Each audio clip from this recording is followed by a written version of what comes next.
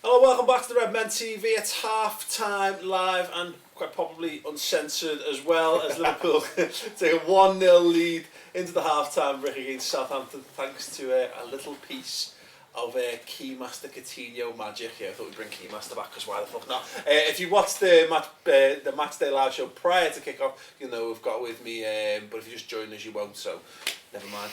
So let's get stuck straight in. Dan Kennett, I mean, we've got to talk about it first and foremost. Philip Coutinho, wonder strike. Goal of the season, definitely. Liverpool goal of the season. Yeah. Oh, it's sensational. Yeah. And I don't know, just hit off the bar. Extra style points. We were saying this with it's part of like the best goals ever scored. If it hits the bar and goes in, that's the extra 5% that makes it even. Sex. Yeah, absolutely. I mean, phenomenal. you got a keeper like Forster who's 6'9" or something stupid, and he's like 30 yards out, curls it in. It's just amazing. Yeah, amazing goal. And the thing, isn't it? We've said about Philip Coutinho so many times since he's joined Liverpool, you know, and particularly this season, his performances have stepped up immensely in the last few months. Where's the end product? Well, there you go. Exactly. I mean, and yes, that's obviously very close to the Bolton goal. So maybe that's what we expect from him now, these absolute screamers, rather than the one. Maybe we should just get him to shoot from 30 yards from now on, someone's rather than the them. obvious ones. We need someone to score them. Yeah, I thought that one was even better than the Bolton one, because he hit it harder. Yeah. And at the end of the day, you know, sort of... Better goalkeeper, further out. Yeah, Mr. Two Potatoes, he just fucking wellied it as well. You know, this is like, I mean, yeah, definitely goal of the season. Definitely. Well, it's an interesting one. If you're watching on YouTube or on Twitter, let us know in the comments or tweet us at the Redmen TV. Is that Liverpool's goal of the season so far? And if it isn't, let me know. Better contender. And why not? Let's throw it out to the wider world. Name me some better goals in the Premier League in general this season than that, if you'd be so kind, and we'll get Chris to go through some in a moment. In fact, on that, Chris, have you got anything lined up for us? Yeah. Over to Twitter, Alex Berry, got to admit, everyone thought Coutinho needed a rest because he didn't make an impact in the last 2 games. Fair play. Like, everyone did think he needed a rest. He's made an impact. No, Clearly didn't go wrong. Bit perverse.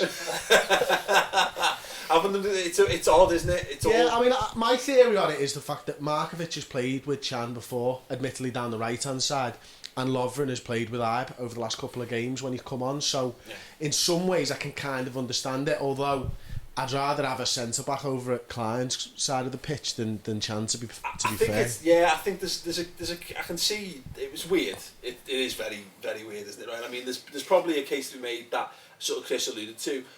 Lovren's the most time Lovren's played has been in the right, coming on to the right hand side. Maybe that's a contributing factor. Whereas Chand, it's not his position either way.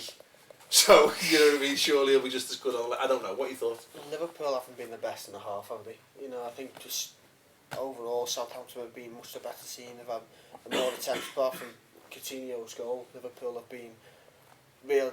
They've tried to attack, but defensively they've been all over the place in certain cases when the ball's been swung into the box. I don't know. I think Chan's fouled Nathaniel Klein. Is it coming up that wing? I'm not sure how he's not in the book. To be fair. A couple of opportunities. Markovic as well, fouling on that side. Lovren, he started firing balls from 30 yards, completely missing his intended target. Has he really improved in as the halves progressed? I don't think so. So I think they are playing out of position in that respect with Chan. Yeah, like you say, he should have been in the book. It's not worked for either of them, has it, Dan? Emre Can or Lovren, neither of them. No, we said that, you know, at least if he comes back, slots in for Saka, then it's like only one position change, you know, like in the back three. But you know, how wrong we were. But you know, so maybe he could have played Colo. I don't know. I to be honest, I think Lovren's been very shaky, and I think we've looked a little bit exposed. Well, we were talking before about how two people running at him quite a lot of the time. But we talked about Lovren, about how maybe having that the white hot atmosphere of being hated by 30,000 people might actually kick him up the arse. But like Neil, you know, every time he gets booed, he passes the ball to one of their players. Maybe he's trying to win curry favour with the whole thing. I know, I mean, I did start counting it, and luckily I haven't counted past 2. So, maybe it was the early part of the pass game. correlation remains at 2. And then but he did miss a tackle, which was a bad one later on in the half as well. So, Well, saying that, though, we've hardly had the ball, have we? No. to pass it. I think I saw 65-35 about 15 minutes ago. I mean, they're having a lot of joy down both flanks, and they seem to be all down their right for the first 15-20 minutes, and then I think we get 3 fouls away. Markovic, Chan, I can't remember the other one where they got 3 kicks from, and then it's all switched. I mean, I don't know what they've identified, but it's all coming down the left now. But either way, it is coming down the flanks and just whipping them in, and as you see in that last 15 minutes, there's been a few melees, hasn't there? Yeah. Well, we've not in the box. We've looked shaky at times. Like Lovren's made a couple of daft passes and got in late for tackles, and Chan's not looked ultimately convincing. But I've not felt massively fearful in that game. Well, they have had about 8 penalty claims of varying levels of quality. But we've had one shot and scored. I mean, this is classic Houllier territory now. One shot, one goal. Yeah. Especially an early one, hang on. I mean, if we can hang on from here, then all power to us. But I really think we need to be thinking about Moreno. Yeah, when you were saying that, for him, like, is it bring him on in defence or? Yeah. Bring him on left wing back, and then make the decision elsewhere. You could probably take off Lallana. You could maybe take off Markovic. Maybe take off Ibe. I don't know. But I mean. I think I'd keep Coutinho and Sterling on, but otherwise than that, you can pretty much edit the other 3. But I'd just get Moreno on. Maybe. At least he's got real pace, and at least he gets stuck in, doesn't he? Yeah, I mean, I think it was a game we sort of needed to get our noses ahead and get the first goal. Yeah, massive, yeah. Because I mean, they haven't played for about like 3 months or whatever it is, so you would expect us to tire in that last 20 minutes, 25 minutes, and that's when he needs to make the right subs. Yeah. I mean, he needs to get that right. If he gets that right, I think that's the key to winning this game. If we're defending deep in the second half and we really are like battening down the hatches, all hands to the pump and all that, at least you could bring in Balotelli and Sturridge up front, and you can at least play at 8-0-2 and just say, hopefully you 2 guys can just get something out of nothing on the break, No, but and you can both hold it up, can't you? You're right, because I think Sterling's doing an admirable job. I think a couple of times he's held it up nicely. Yeah. But I think we're struggling to find that balance between taking that extra little bit of a gamble and trying to slip Sterling in, or trying to maybe be a little bit more direct towards goal. He's held it up nicely, but I think at times, we've seen already with Coutinho, I think someone like Sterling needs to just go, you know what, fuck it. Let's have a little dig, let's maybe try to make something happen a little bit more. Because we're not getting into the box, we're seeing why they're such a good defensive outfit, because we've barely been in their box, apart from the penalty claim maybe. We do nothing about that strike. Chris, what you got going on over there, mate? Pablo at Dobbo 2005, we got away with murder that first half, need a better controlled performance second half.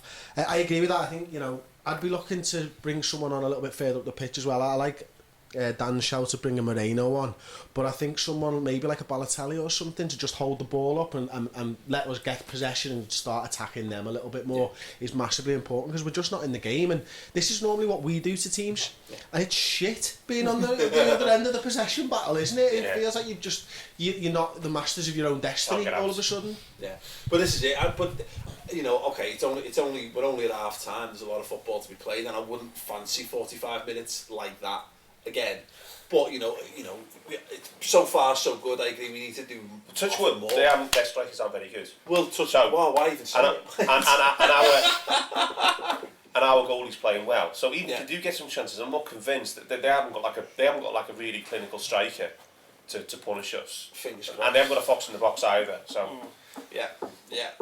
Mr. Kennett tempting face, but let's move on. What do you think of the penalty shout, Sterling? A couple, wasn't there? Some for Southampton and... Well, we're not talking about this. This isn't the fucking Saints men team. Well, you can see why he's not given in terms of... It's a pen! It's fuck off, is it? It's a fucking pen! A definite penalty, he swung his legs, to come right out. It's one of them, and it looks... Live, it looks like a pen. The first angle of the show, it looks like a pen. You see it from the referee's angle, and still looks like a pen. I think you can see why the decision's not been given. Yeah, he got the ball clearly, but then took the man, and we were debating whether or not. This is the question we were having with Mr. Kennett as the game was on. Is that not, because you debate that's still a foul, but you can't clear the man out after winning the ball, but is that not the textbook defender's tackle? I know in the box is a bit of a grey area, but If you're a defender and you take the ball, it's a Martin Skirtle tackle all over. He lives for that shit. That's what gets Martin Skirtle out of bed in the morning. The thought of tackling a football and hitting a man. It's fine when our players do it. It's fucking horrible when they do it to us.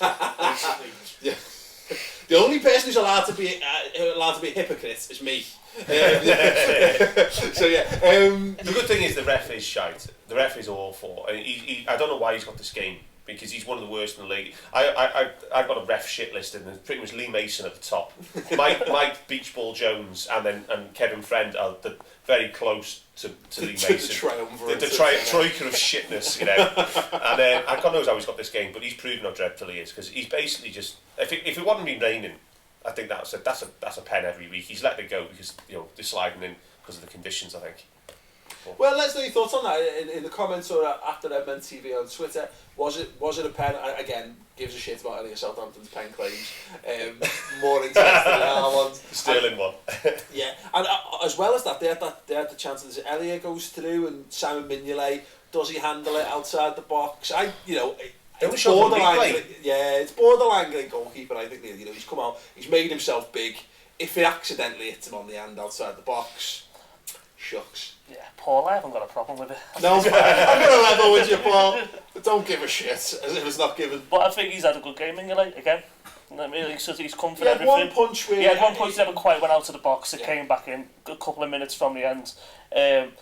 But other than that, he's got good clearance on the things he's come from. He had the save. So, at the moment, you're not thinking, touchboard, he's going to have the clanger. You're quite confident with that. And I agree with what you said earlier. I said the same to Chris. It's like, even though they've had all the possession and the chances, I'm strangely quite calm about it. I don't think they're absolutely battering down our door. I think it's just more you're worried about it breaking in the box and someone just getting a foot in. Yeah. And that's how it looks. Which like is to how get a we score. concede so many. Yeah, exactly. They're not slicing us apart through the middle and walking through the middle of the team. Yeah.